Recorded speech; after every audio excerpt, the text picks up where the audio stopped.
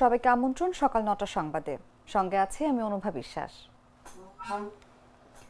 প্রধান উপদেষ্টা ডক্টর মোহাম্মদ ইউনূস আন্তর্জাতিক অপরাধ ট্রাইব্যুনালে মানবতা বিরোধী অপরাধ মামলায় শেখ হাসিনার মৃত্যুদণ্ডের ঐতিহাসিক রায়কে স্বাগত জানিয়েছেন।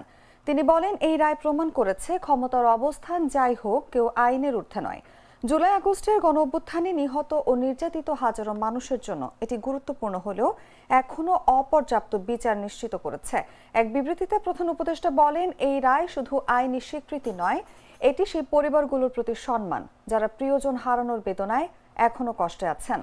বহু বছরের দমন পীড়নে ক্ষতিগ্রস্ত গণতান্ত্রিক ভিত্তি এখন পুনর্গঠনের পথে উল্লেখ করে তিনি বলেন, যুবক ও শিশুদের বিরুদ্ধে প্রাণঘাতী শক্তি প্রয়োগ রাষ্ট্র নাগরিক সম্পর্ককে ভেঙে দিয়েছিল।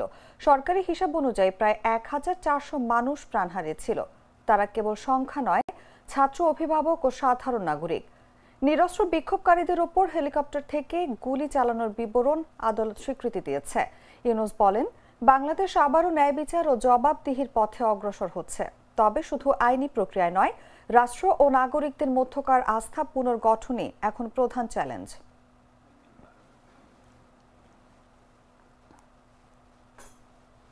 মানবতা বিরোধী অপরাধে আন্তর্জাতিক অপরাধ ট্রাইব্যুনালে মৃত্যুদণ্ডপ্রাপ্ত পলাতক আসামি সাবেক প্রধানমন্ত্রী শেখ হাসিনা ও সাবেক স্বরাষ্ট্রমন্ত্রী আসাদুজ্জামান খান কামালকে বাংলাদেশ সরকারের কাছে হস্তান্তরে ভারতের প্রতি আহ্বান জানিয়েছে পররাষ্ট্র মন্ত্রণালয়। এক বিবৃতিতে বলা হয়, আন্তর্জাতিক অপরাধ ট্রাইব্যুনালের আজকের রায় পলাতক আসামি শেখ হাসিনা ও আসাদুজ্জামান খান কামাল জুলাই হত্যাকাণ্ডের জন্য অপরাধী সাব্যস্ত হয়েছেন এবং দণ্ডপ্রাপ্ত হয়েছেন।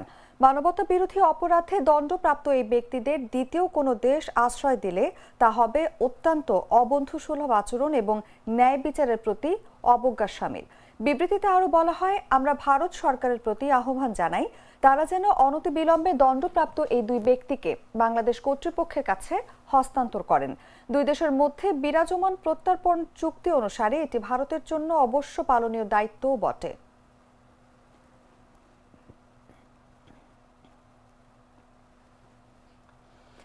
ইসলামী ছাত্র শিবিরের কেন্দ্রীয় সভাপতি জাহিদুল ইসলাম বলেছেন, শেখ হাসিনাকে একবার ফাঁসি দিলে যথেষ্ট মনে করি না, তাকে হাজারবার ফাঁসি দিলেও এতগুলো গণহত্যার বিচার সুষ্ঠু হবে না। সোমবার ভোলা জেলা পরিষদ হলরুমে ছাত্র শিবিরের ভোলা শহর উপশাখা প্রতিনিধি সমাবেশে প্রধান অতিথির বক্তব্যে তিনি কথা বলেন। শিবির সভাপতি বলেন, শেখ হাসিনা গণহত্যা করে ভারতে পালিয়ে আছেন। এই গণহত্যাকারীকে যারা আশ্রয় দিয়েছেন তারা আমাদের বন্ধু দেশ হতে পারে না। এ সময় তিনি বলেন, ভবিষ্যতে কেউ হাসিনা হয়ে উঠতে চাইবেন না। হাসিনার পরিণতি থেকে শিক্ষা নিন। আমরা একটি ফ্যাসিবাদ মুক্ত রাজনীতি চাই। আমরা আশা করছি সরকার দ্রুত হাসিনাকে ফেরত এনে তিনি সহ গণহত্যার সঙ্গে জড়িত সবার ফাঁসির রায় কার্যকর করবে। খুনি হাসিনাকে শুধুমাত্র একবার ফাঁসি দিলে যথেষ্ট মনে করি না, বরং তাকে যদি হাজারবার ফাঁসি দেওয়া হয় তারপরও এই এতগুলো গণহত্যার বিচার সুষ্ঠুভাবে হবে বলে মনে হয়। কিন্তু সে তো পালিয়ে বসে আছে আরেক জায়গায় গিয়ে, ঠিক না? সে রাষ্ট্রকে আমরা বলতে চাই, যারা আমাদের দেশের এই গণহত্যাকারী খুনিকে আশ্রয় দেয় তারা কখনো আমাদের বন্ধু হতে পারে না। যারা আমাদের দেশে ফেলানিকে হত্যা করে, কথায় কথায় আমাদের দেশের বর্ডার গুলোতে গুলি চালায়, আমাদের দেশের মানুষকে হত্যা করে, তারা কখনো আমাদের বন্ধু হতে পারে না। তাদেরকে আমরা স্পষ্ট বলবো, প্রতিবেশীর সাথে প্রতিবেশীর আচরণ করবেন, প্রভুত্ব এবং দাদাগিরির আচরণ করতে আসবেন না। খুনি হাসিনাকে দ্রুত বাংলাদেশে ফিরিয়ে দিবেন এবং বাংলাদেশের সাধারণ মানুষের সামনে প্রকাশ্যে তার ফাঁসি কার্যকর করা।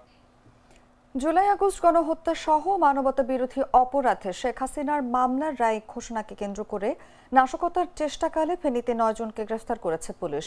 সোমবার ফেনী মডেল থানার অতিরিক্ত পুলিশ সুপার সাইফুল ইসলাম এই তথ্য জানান। তিনি জানান, ফেনী 1 আসনের সাবেক সংসদ সদস্য আলাউদ্দিন আহমেদ নাসিমের পক্ষে সোনাগাজী উপজেলার দক্ষিণ আফ্রিকা প্রবাসী রাজুর অর্থায়নে কয়েকজন লালপোল এলাকায় যানবাহনে আগুন দেওয়ার চেষ্টা করে। এ সময় আব্দুল্লাহ আল মাসুম ও রাজু নামে দুজনকে আটক করা হয়। এ সময় তাদের থেকে কেরোসিন, পেট্রোল, গ্যাস লাইটার জব্দ করা হয়। অন্যদিকে বিভিন্ন স্থানে নাশকতার চেষ্টাকালে রফিকুল ইসলাম, মোহাম্মদ নাহিদ, মোহাম্মদ আশরাফুল হক, ফারদিন ইসলাম, মোহাম্মদ জিসান, মোহাম্মদ সোহেল, সিয়াম সহ নিষিদ্ধ ছাত্রলীগ ও যুবলীগের 7 কর্মীকে গ্রেফতার করা হয়।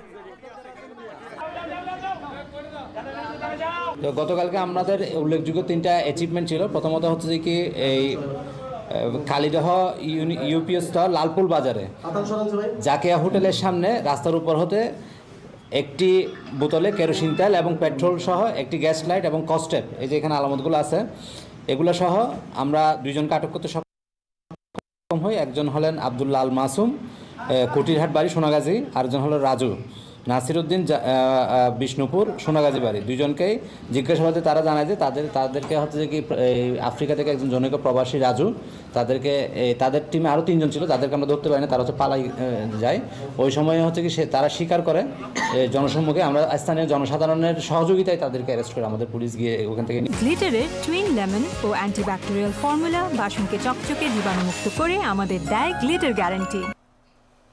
ফেনীর জুলাই স্মৃতিস্তম্ভে আগুন লাগানোর প্রতিবাদে বিক্ষোভ মিছিল ও সমাবেশ অনুষ্ঠিত হয়েছে। রোববার জুলাই স্মৃতিস্তম্ভে আগুন লাগানোর প্রতিবাদে ও শেখ হাসিনার দোসরদের বিচারের দাবিতে ছাত্র জনতার এই বিক্ষোভ মিছিল অনুষ্ঠিত হয়। বিক্ষোভ মিছিলের সাবেক ছাত্র সমন্বয়ক ওমর ফারুক শুভ ও ফেনী জেলা ছাত্র শিবিরের সভাপতি আবু হানিফ হেলালের নেতৃত্বে এই সময় ছাত্র জনতা মিছিলে অংশ নেয়। জুলাই ঐক্য ফেনী জেলার আয়োজনে বিক্ষোভ মিছিলটি শহরের শহীদ মিনার থেকে শুরু হয়ে ট্রাঙ্ক রোড প্রদক্ষিণ করে জুলাই স্মৃতিস্তম্ভে সমাবেশ অনুষ্ঠিত হয়।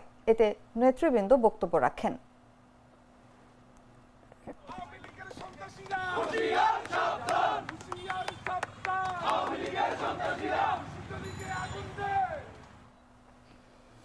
কিশোরগঞ্জের মিঠামইনে সাবেক রাষ্ট্রপতি মোহাম্মদ আব্দুল হামিদের বাড়িতে হামলা ও ভাঙচুরের ঘটনা ঘটেছে। সোমবার রাত 10টা থেকে 11:30টার মধ্যে এই হামলা হয়। স্থানীয় সূত্র জানায়, মানবতাবিরোধী অপরাধের মামলায় শেখ হাসিনা ও সাবেক স্বরাষ্ট্রমন্ত্রী আসাদুজ্জামান খান কামালের মৃত্যুদণ্ড ঘোষণার পর উপজেলা বিএনপির উদ্যোগে একটি আনন্দ মিছিল বের হয়। মিছিলটি মিঠামইন বাজার থেকে কমলাপুরের দিকে গেলে 20 থেকে 25 জনের একটি দল আকস্মিকভাবে সাবেক রাষ্ট্রপতির বাড়িতে হামলা চালায়। হামলাকারীরা দরজা ভেঙে ভেতরে ঢুকে চেয়ার, জানালা, আসবাবপত্র সহ বিভিন্ন মালামাল ভাঙচুর করে। ঘটনার সময় বাড়িটিতে আব্দুল হামিদের কোনো স্বজন না থাকায় হতাহতের ঘটনা ঘটেনি। মিঠামইন থানার ওসি আলমগীর কবির জানান, আনন্দ মিছিল শেষে এই হামলা হয়েছে। বসতঘরের দরজা, জানালা ও আসবাবপত্র ভাঙচুর করা হয়েছে, তবে কেউ আহত হয়নি। বর্তমানে পরিস্থিতি স্বাভাবিক হয়েছে এবং পুলিশ ও সেনাবাহিনী ঘটনাস্থলে মোতায়েন আছে।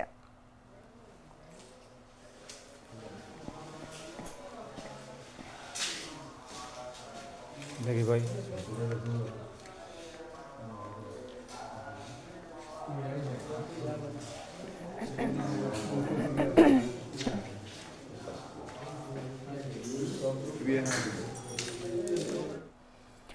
কুমিল্লা 6 আসনে বিএনপি মনোনীত প্রার্থী মনিরুল হক চৌধুরীর গণমিছিলে ককটেল বিস্ফোরণ, ধাওয়া পাল্টা ধাওয়া ও ইট পাটকেল নিক্ষেপের ঘটনা ঘটেছে।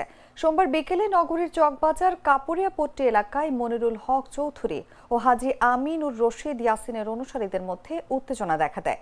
প্রত্যক্ষদর্শীরা জানান, বিকেল 4টার দিকে চকবাজার থেকে গণমিছিল শুরু হলে কাপুরিয়াপট্টি এলাকায় মিছিলের শেষ ভাগে সংঘর্ষের পরিস্থিতি তৈরি হয়। দুই পক্ষ ধাওয়া পাল্টা ধাওয়া ও ইট পাটকেল ছোড়াছুড়িতে লিপ্ত হয়। এক পর্যায়ে পরপর 2টি ককটেল বিস্ফোরণ ঘটে, তবে কেউ আহত হয়নি। পরে মিছিলটি রাজগঞ্জ, মোগলটুলি, সার্কিট হাউস ও জেলখানা রোড হয়ে শেষ হয়।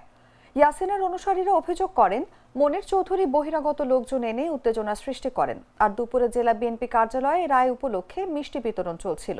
অন্যদিকে মনিরুলের অনুসারীরা দাবি করেন, তারা শান্তিপূর্ণ মিছিল করছিলেন, কিন্তু হঠাৎ শব্দ পেয়ে ধাওয়া দিলে একটি গ্রুপ পালিয়ে যায়।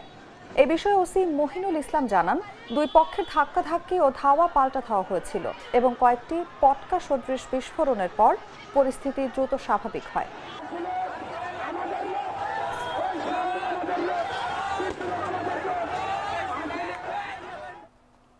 দর্শক, এই ছিল এখনকার মতো। এরপর দেখবেন বেলা 11টার সংবাদ। প্রতি মুহূর্তে সর্বশেষ খবর জানতে ভিজিট করুন jagonews24.com। ফলো করুন আমাদের ভেরিফাইড ফেসবুক পেজ এবং সাবস্ক্রাইব করুন জাগো নিউজের ইউটিউব চ্যানেল। ধন্যবাদ সবাইকে।